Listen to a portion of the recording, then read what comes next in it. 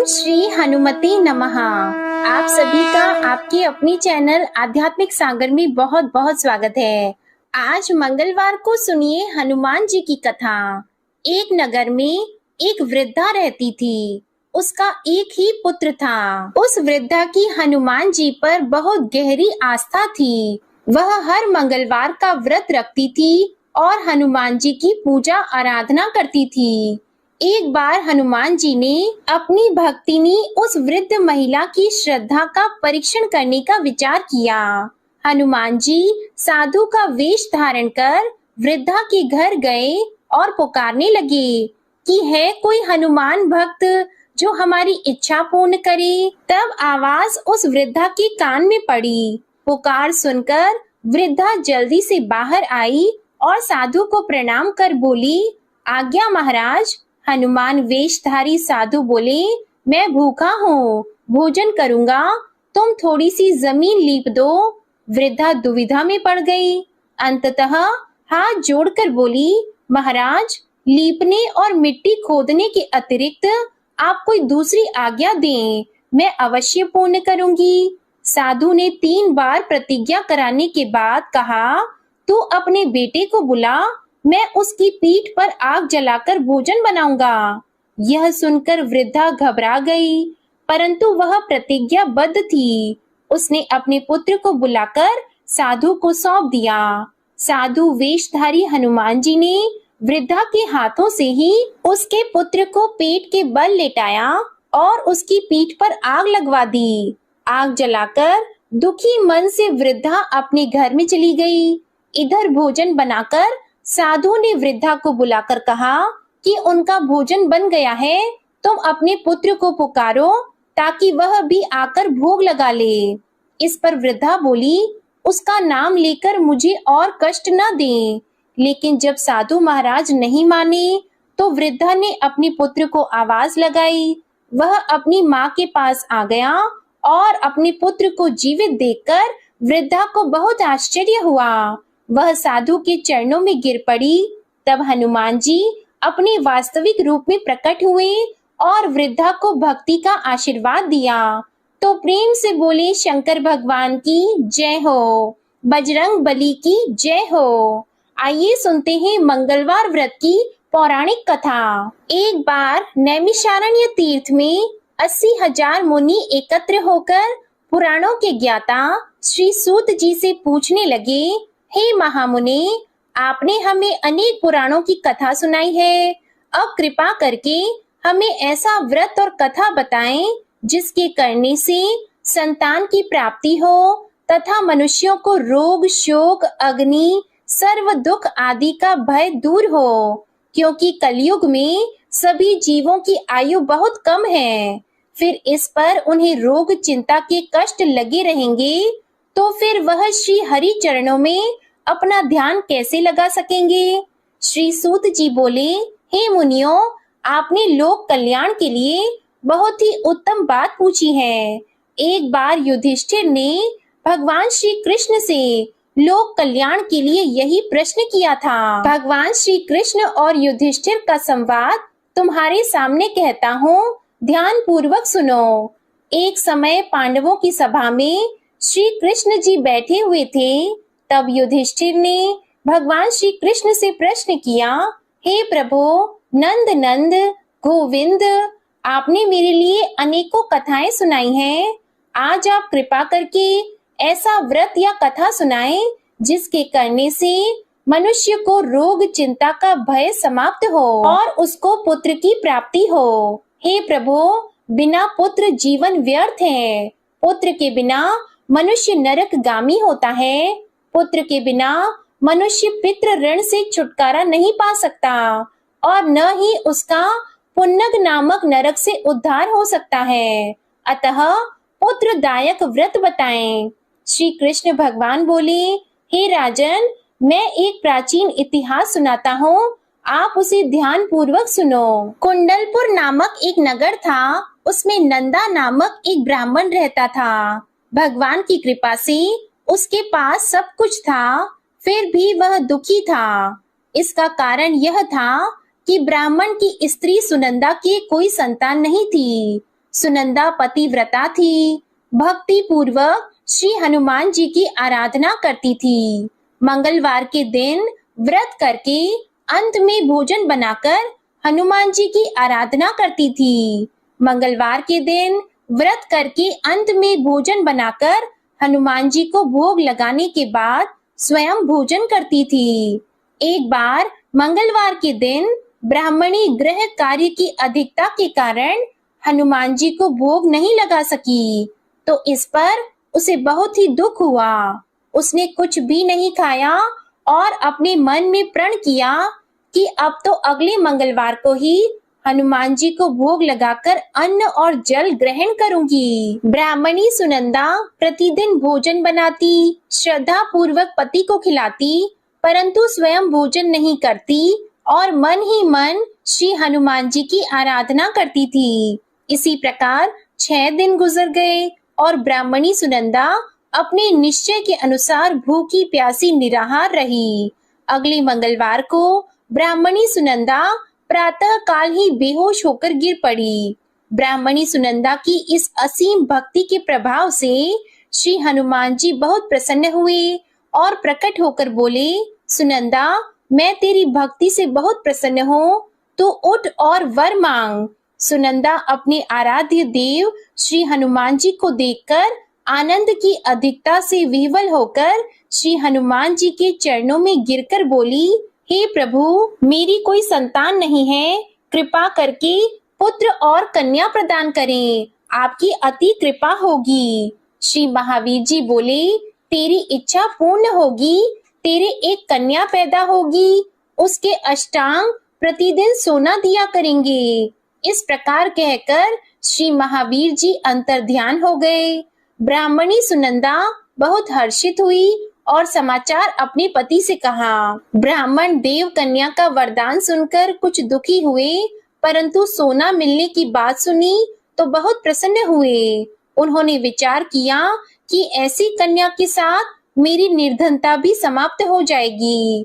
श्री हनुमान जी की कृपा से वह ब्राह्मणी गर्भवती हुई और 10वें महीने में उसे बहुत ही सुंदर पुत्री प्राप्त हुई। यह बच्ची अपने पिता के घर में ठीक उसी तरह से बढ़ने लगी जिस प्रकार शुक्ल पक्ष का चंद्रमा बढ़ता है। 10वें दिन ब्राह्मण ने उस बालिका का नामकरण संस्कार कराया। उसके कुल पुरोहित ने उस बालिका का नाम रत्नावली रखा, क्योंकि यह कन्या सोना प्रदान किया करती थी। इस कन्या ने पूर्व जन्म में बड़े ही विधान से मंगल देव का व्रत किया था। रत्नावली का अष्टांग बहुत सा सोना देता था। उस सोने से नंदा ब्राह्मण बहुत ही धनवान हो गया। अब ब्राह्मणी सुनंदा भी बहुत अभिमान करने लगी थी। समय बीतता रहा।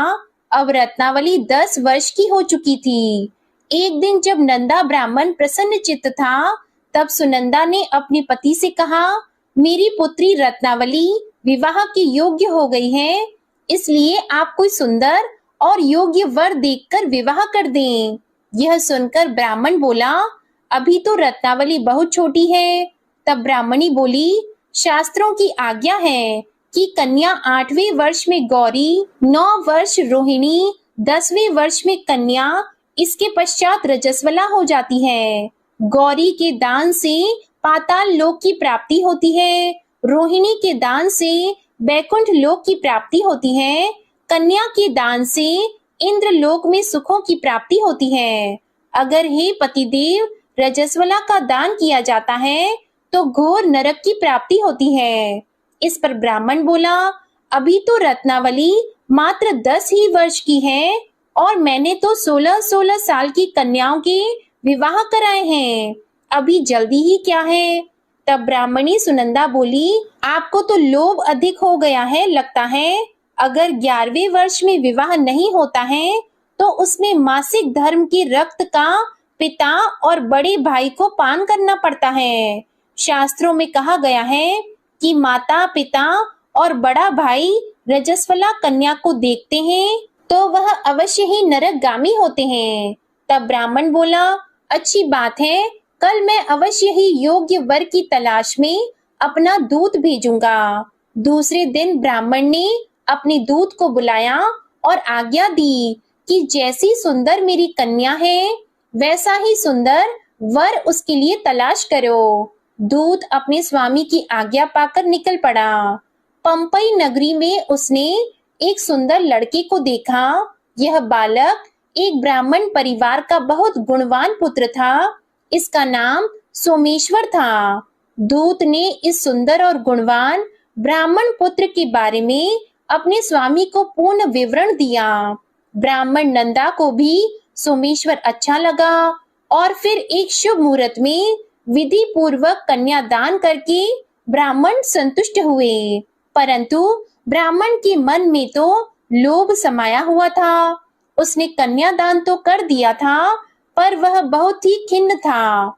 उसने विचार किया कि रत्नावली तो अब चली जाएगी और मुझे इससे जो सोना मिलता था वह अब मिलेगा नहीं। मेरे पास जो धन था कुछ तो इसके विवाह में खर्च हो गया और जो शेष बचा है वह भी कुछ दिनों के बाद समाप्त हो जाएगा।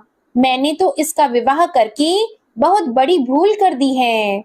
अब कोई ऐसा उपाय हो कि रत्नावली मेरे घर में ही बनी रहे, अपनी ससुराल न जाए। लोभ रूपी राक्षस ब्राह्मण के मस्तिष्क पर छाता जा रहा था। रात भर अपनी शैया पर बेचैनी से करवटें बदलते बदलते उसने एक बहुत ही क्रूर निर्णय लिया। उसने विचार किया कि जब रत्नावली को उसका पति सोमेश्वर अपने घर के लिए जाएगा तो वह मार्ग में छिपकर सोमेश्वर का वध कर देगा और अपनी लड़की को अपने घर ले आएगा, जिससे नियमित रूप से उसे सोना भी मिलता रहेगा और समाज का कोई मनुष्य उसे दोष भी नहीं दे सकेगा। जब अगले दिन सुबह हुई तो नंदा और सुनंदा ने अपने जमाई तथा लड़की को बहुत सारा धन देकर विदा किया। सोमेश्वर अपनी पत्नी रत्नावली को लेकर ससुराल से अपने घर की तरफ चल दिया। ब्राह्मण नंदा महालोभ के वशीभूत होकर अपनी मति खो चुका था। पाप पुण्य का उसे विचार नहीं रहा था। अपने भयानक और क्रूर निर्णय को कार्य रूप देने के लिए उसने अपने दूत को मार्ग में अपनी जमाई का वध कराने के लिए भेज दिया था, ताकि रत्नावली से प्राप्त होने वाला सोना उसे हमेशा मिलता रहे और वो कभी निर्धन न हो। ब्राह्मण के दूत ने अपने स्वामी की आज्ञा का पालन करते हुए उसके जमाई सोमेश्वर का मार्ग में ही वध कर दिया। समाचार प्राप्त कर ब्राह्मण नंदा मार्ग में पहुंचा और रोती हुई अपनी पुत्री रत्नावली से बोला, हे पुत्री, मार्ग में लुटेरों ने पति का वध कर दिया है। भगवान की इच्छा के आगे किसी का वश नहीं चलता है। अब तू घर चल, वहां पर ही रहकर शेष जीवन व्यतीत करना। जो भाग्य में लिखा है वही होगा। अपने पति की अकाल मृत्यु से रत्नावली बहुत दुखी हुई। करुण क्रंदन और रुदन करती हुई अपने पिता से बोली, हे पिताजी, इस संसार में जिस स्त्री का पति नहीं है उसका जीना व्यर्थ है। मैं अपने पति के साथ ही अपने शरीर को जला दूंगी और सती होकर अपने इस जन्म को, माता पिता के नाम को तथा सास ससुर के यश को सार्थक करूंगी। ब्राह्मण नंदा अपनी पुत्री रत्नावली के वचनों को सुनकर बहुत दुखी हुआ। विचार करने लगा कि मैंने व्यर्थ ही जमाई वध का पाप अपने सिर लिया है। रत्नावली तो उसके पीछे अपने प्राण तक देने को तैयार है। मेरा तो दोनों तरफ से मरण हो गया। धन तो अब मिलेगा नहीं। जमाई वध के पाप के फलस्वरूप यम यातना भुगतनी पड़ेगी। यह सोचकर वह बहुत ही दुखी हुआ। सोमेश्वर की चिता बनाई गई। रत्नावली सती होने की इच्छा से अपने पति का सिर अपनी गोद में रखकर चिता में बैठ गई। जैसे ही सोमेश्वर की चिता को अग्नि लगाई गई, वैसे ही प्रसन्न होकर मंगल देव वहां प्रकट हुए और बोले, हे रत्नावली, मैं तेरी पति भक्ति से बहुत प्रसन्न हूँ, तू वर मांग। तब रत्नावली ने अपने पति का जीवन दान मांगा। मंगल देव बोले, रत्नावली, तेरा पति अजर अमर है, यह महाविद्वान भी होगा और इसके अलावा तेरी जो इच्छा हो वह वर मांग। तब रत्नावली बोली, हे ग्रहों के स्वामी, यदि आप मुझ पर प्रसन्न हैं तो मुझे यह वरदान दीजिए कि जो भी मनुष्य मंगलवार के दिन प्रातः काल लाल पुष्प, लाल चंदन से पूजा करके आपका स्मरण करेगा, उसको रोग व्याधि नहीं होगी, स्वजनों से कभी वियोग नहीं होगा, सर्प, अग्नि तथा शत्रुओं का भय नहीं रहेगा, और जो स्त्री मंगलवार का व्रत करेगी वह कभी विधवा नहीं होगी। मंगल देव ने तथास्तु कहकर अंतर ध्यान हो गए। सोमेश्वर मंगल देव की कृपा से जीवित हो उठा। रत्नावली अपने पति को पुनः प्राप्त कर बहुत प्रसन्न हुई और मंगल देव का व्रत प्रत्येक मंगलवार को करके व्रतराज और मंगल देव की कृपा से इस लोक में सुख ऐश्वर्य को भोगते हुए अंत में अपने पति के साथ स्वर्ग लोक को गई। प्रेम से बोलिए जय श्री हनुमान। आइए अब सुनते हैं श्री राम नाम की महिमा।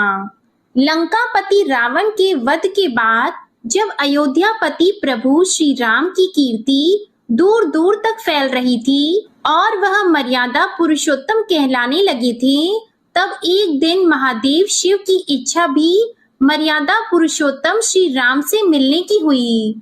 पार्वती जी को संग लेकर महादेव जी कैलाश पर्वत से उतरकर अयोध्या नगरी के रास्ते पर चल पड़े।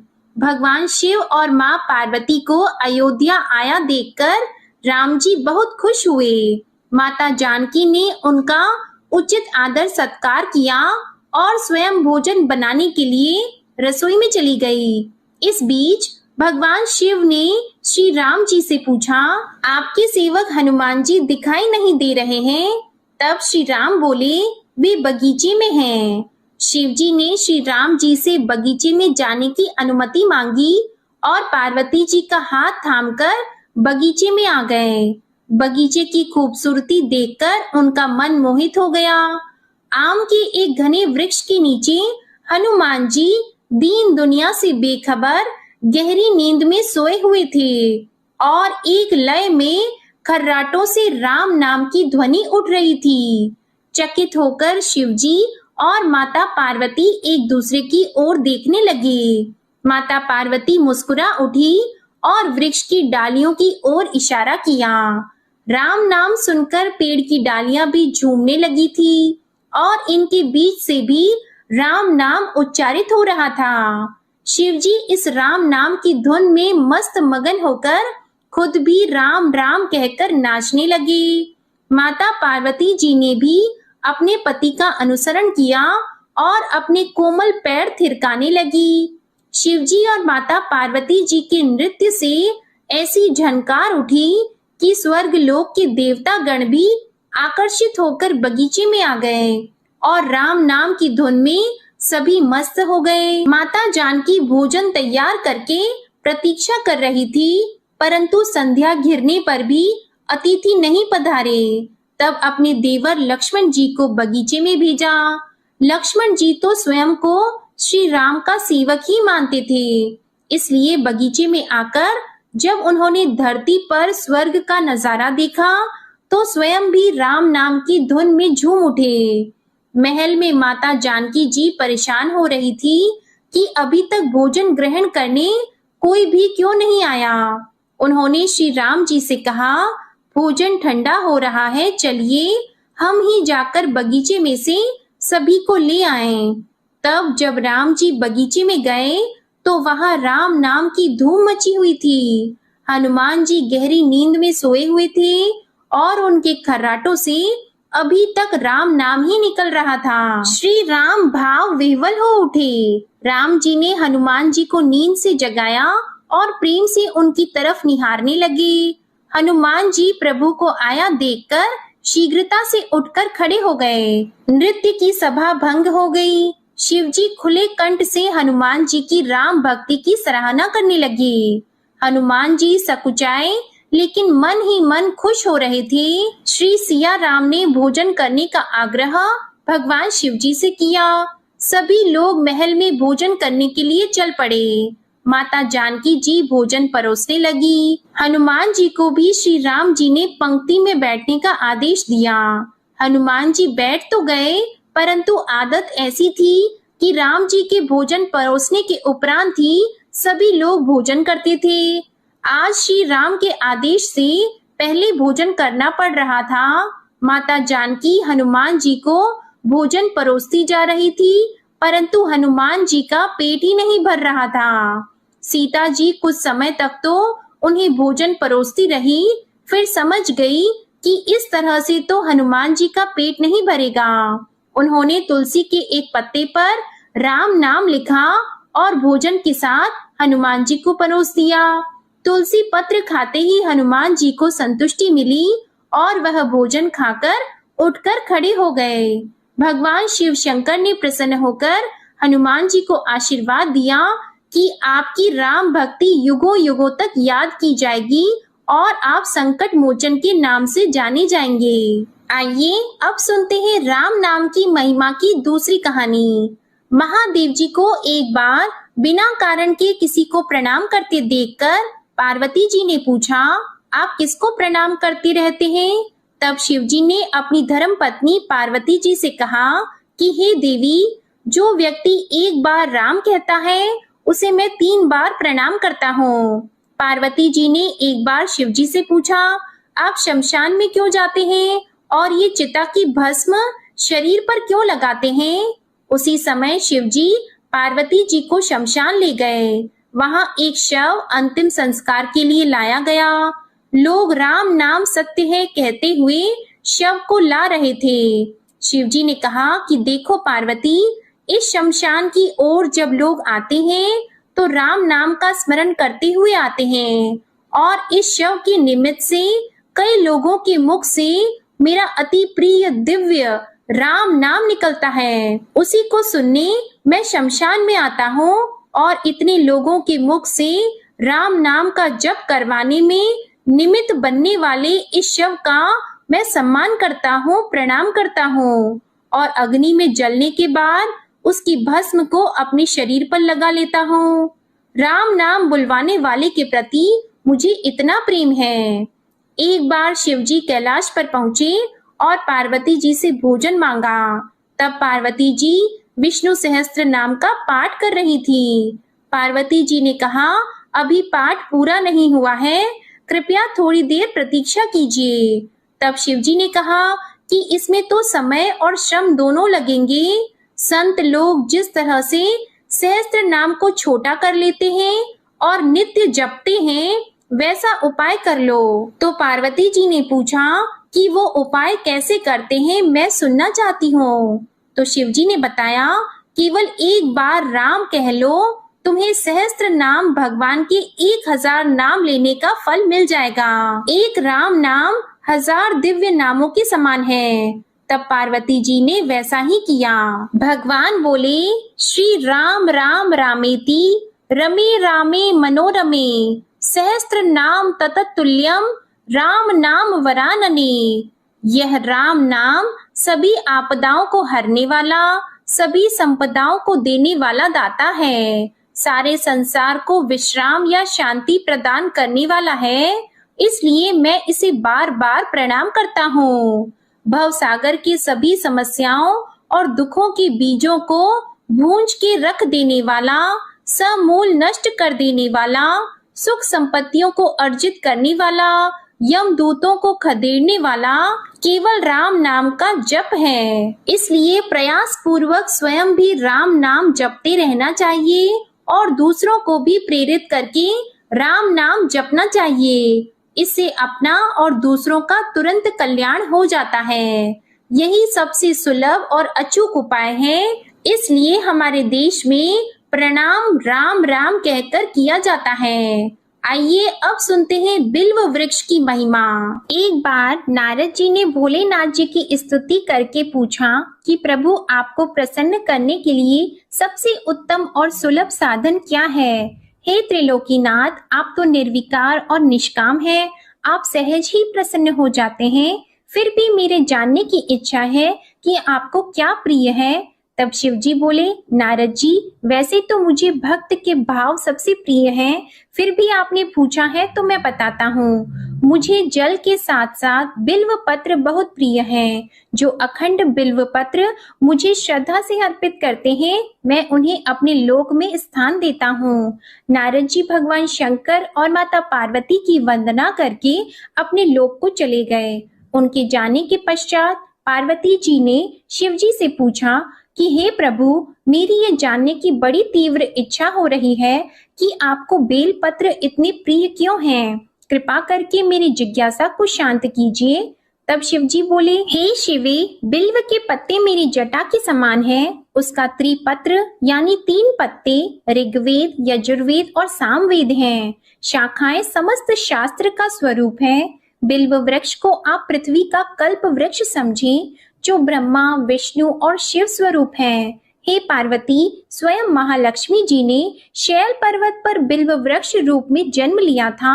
इस कारण भी बेल का वृक्ष मेरे लिए अति प्रिय है। महालक्ष्मी जी ने बिल्व का रूप धरा, ये सुनकर पार्वती जी कौतूहल में पड़ गईं और पार्वती जी कौतूहल से उपजी जिज्ञासा को रोक न पाईं। उन्होंने पूछा, देवी लक्ष्मी ने आखिर बिल्व वृक्ष का रूप क्यों लिया? आप ये कथा विस्तार से कहें। तब भोलेनाथ ने देवी पार्वती जी को कथा सुनाना आरंभ किया। हे देवी, सतयुग में ज्योति रूप में मेरे अंश का रामेश्वर लिंग था। ब्रह्मा आदि देवों ने उसका विधिवत पूजन अर्चन किया था। इसका परिणाम ये हुआ कि मेरे अनुग्रह से वाणी देवी सबकी प्रिय हो गई। वे भगवान विष्णु को सतत प्रिय हो गई। मेरे प्रभाव से भगवान केशव के मन में वाग देवी के लिए जितनी प्रीति उत्पन्न हुई, वह स्वयं लक्ष्मी जी को नहीं भाई। लक्ष्मी देवी का श्री हरि के प्रति मन में कुछ दुराव पैदा हो गया। वह चिंतित और रुष्ट होकर चुपचाप परम उत्तम श्री शैल पर्वत पर चली गईं। वहां उन्होंने तप करने का निश्चय किया और उत्तम स्थान का चयन करने लगी। महालक्ष्मी ने उत्तम स्थान का निश्चय करके मेरे लिंग विग्रह की उग्र तपस्या प्रारंभ की। उनकी तपस्या कठोरतम होती जा रही थी। हे परमेश्वरी, कुछ समय के बाद महालक्ष्मी जी ने मेरे लिंग विग्रह से थोड़ा ऊर्ध्व में एक वृक्ष का रूप धारण कर लिया। अपने पत्तों और पुष्प द्वारा निरंतर मेरा पूजन करने लगी। इस तरह महालक्ष्मी जी ने लाखों वर्षों तक घोर आराधना की। अंततः उन्हें मेरा अनुग्रह प्राप्त हुआ। मैं वहां प्रकट हुआ और देवी से इस घोर तप की आकांक्षा पूछकर वर देने को तैयार हुआ। महालक्ष्मी जी ने मांगा कि श्री हरि के हृदय में मेरे भाव से वाग देवी के लिए जो स्नेह हुआ है वह समाप्त हो जाए। तब शिव जी बोले, मैंने महालक्ष्मी जी को समझाया, श्री हरि के हृदय में आपके अतिरिक्त किसी और के लिए कोई प्रेम नहीं है। वाग देवी के प्रति उनका प्रेम नहीं अपितु श्रद्धा है। यह सुनकर लक्ष्मी जी प्रसन्न हो गईं और पुनः श्री विष्णु के हृदय में स्थित होकर निरंतर उनके साथ विहार करने लगी। हे पार्वती, महालक्ष्मी के हृदय का एक बड़ा विकार इस प्रकार दूर हो गया। इस कारण हरिप्रिया उसी वृक्ष रूप में सर्वदा अतिशय भक्ति से भरकर यत्न पूर्वक मेरी पूजा करने लगी। हे पार्वती, इसी कारण विश्व का वृक्ष, उसके पत्ते, फल, फूल आदि मुझे बहुत प्रिय हैं। मैं निर्जन स्थान में बिल्व वृक्ष का आश्रय लेकर रहता हूँ। बेल वृक्ष को सदा सर्व तीर्थ में एवं सर्व देवमय मानना चाहिए। बिल्व पत्र, बिल्व फूल, बिल्व वृक्ष अथवा बिल्व काष्ठ के चंदन से जो मेरा पूजन करता है वह भक्त मेरा अति प्रिय है। बिल्व वृक्ष को शिव के समान ही समझो। वह मेरा शरीर है जो बिल्व पर चंदन से मेरा नाम अंकित करके मुझे अर्पण करता है।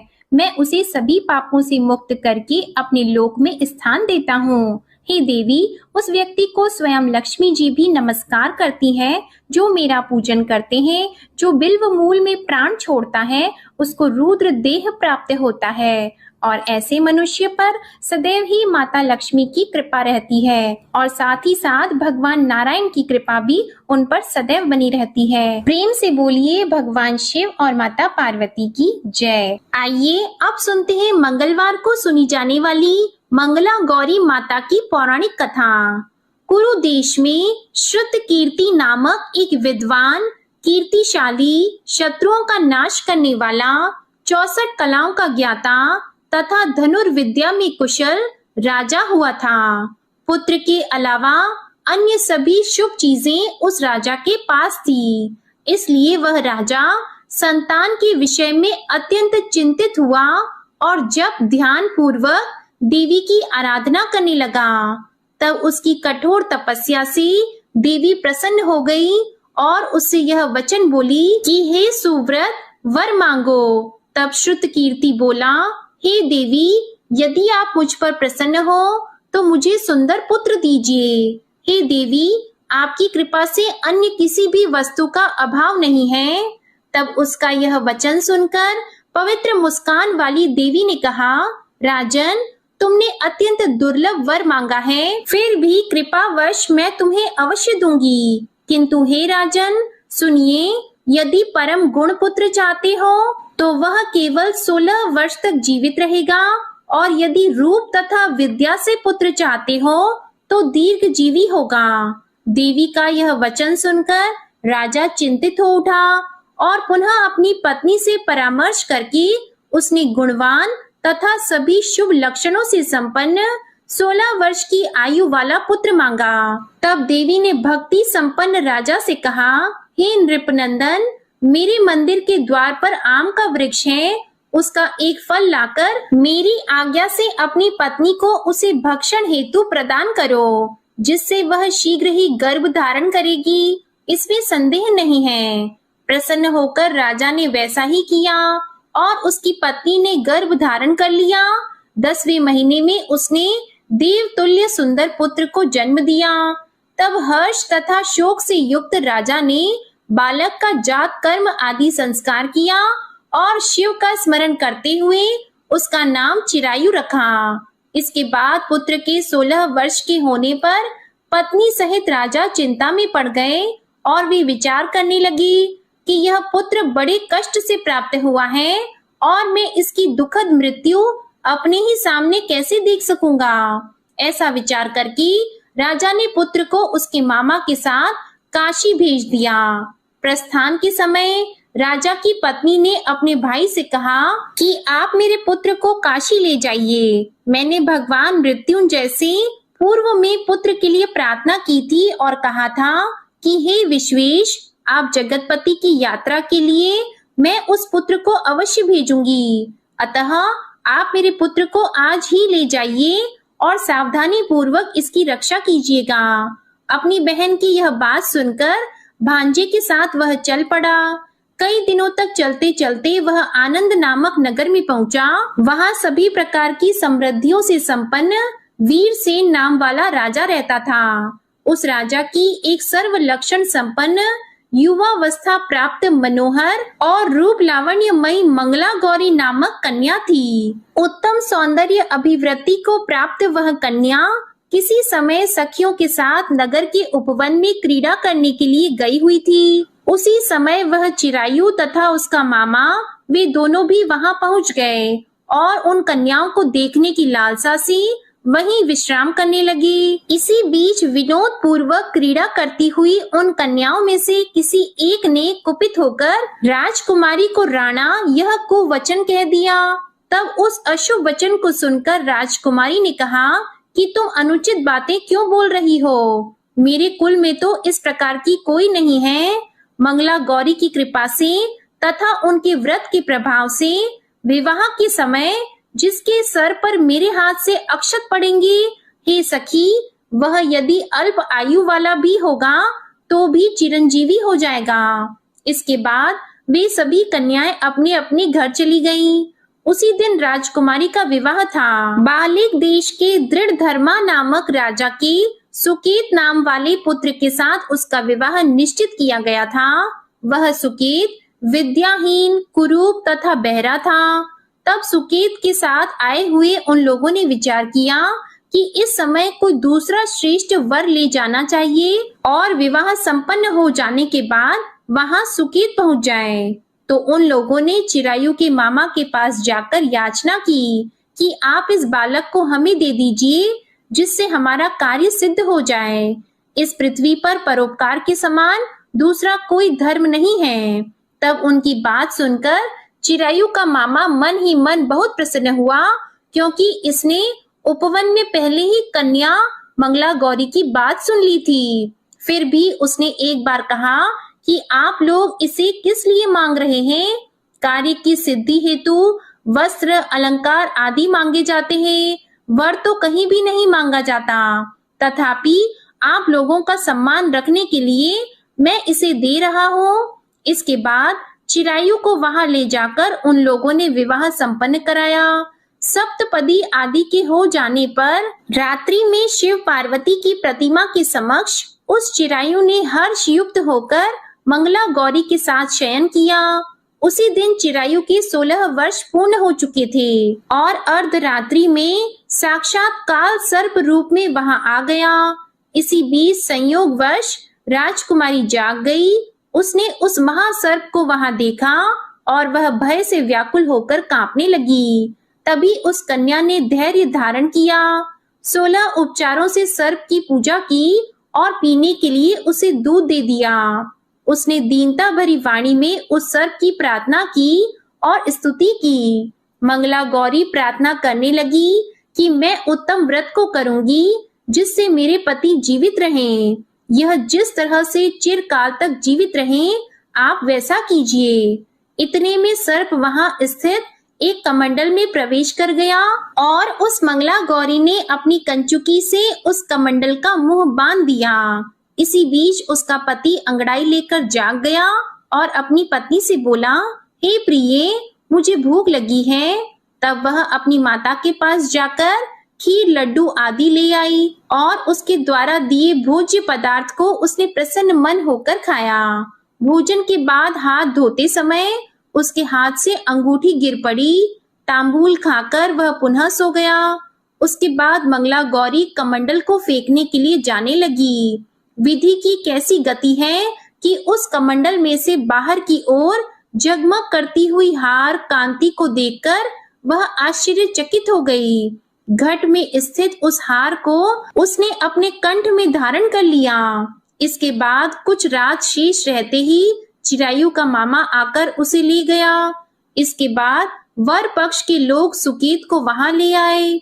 उसे देखकर मंगला गौरी ने कहा कि यह मेरा पति नहीं है। तब उन सभी ने उससे कहा कि हे शुभे, तुम यह क्या बोल रही हो? यहाँ तुम्हारा कोई परिचायक हो तो उसे हम लोगों को बताओ। मंगला गौरी बोली, जिसने रात में 9 रत्नों से बनी अंगूठी दी है, उसकी अंगुली में इसे डालकर परिचायक निशानी देख ले। मेरे पति ने रात्रि में मुझे जो हार दिया था, उसके रत्नों का समुदाय कैसा है, उस बात को ये बताएं। ये तो कोई अन्य ही है। इसके अलावा रात में परस्पर भाषण तथा भोजन आदि जो कुछ किया गया था, उसे भी यह बता दें, तब यह निश्चय ही मेरे पति हैं। इस प्रकार उसका वचन सुनकर सभी ठीक है कहने लगे। किंतु जब एक भी बात ना मिली, तब सभी ने सुकेत को उसका पति होने से निषिद्ध कर दिया और वर पक्ष वाले जिस तरह से आए थे उसी तरह से चले गए। उसके बाद अपने वंश को बढ़ाने वाली महान यश से संपन्न तथा परम मनस्वी मंगला गौरी के पिता ने अन्न पान आदि का सत्र चलाया। उन्होंने वर पक्ष का वृतांत कानों कान सुन लिया कि स्वरूप से कुरूप होने के कारण लोगों के द्वारा किसी अन्य को वर के रूप में आदर पूर्वक लाया गया था। तब उन्होंने अपनी कन्या को पर्दे के भीतर बिठा दिया। उसके बाद 1 वर्ष बीतने पर यात्रा करके चिरायु अपने मामा के साथ यह देखने आया कि विवाह के बाद वहां क्या हुआ। तब भीतर से उसे देखकर वह मंगला गौरी अत्यंत प्रसन्न हुई और माता पिता से बोली कि मेरे पति आ गए हैं। तब राजा ने अपने स्वजनों को बुलाकर पूर्व में कहे गए सभी परिचायकों को निशानी को देकर मंद मुस्कान वाली अपनी कन्या चिरायु को सौंप दी। राजा ने शिष्ट जनों को साथ लेकर विवाह का उत्सव कराया। इसके बाद राजा वीरसेन ने वस्त्र, आभूषण आदि, सेना, घोड़े, रथ और अन्य भी बहुत सी सामग्रियां देकर उन्हें विदा किया।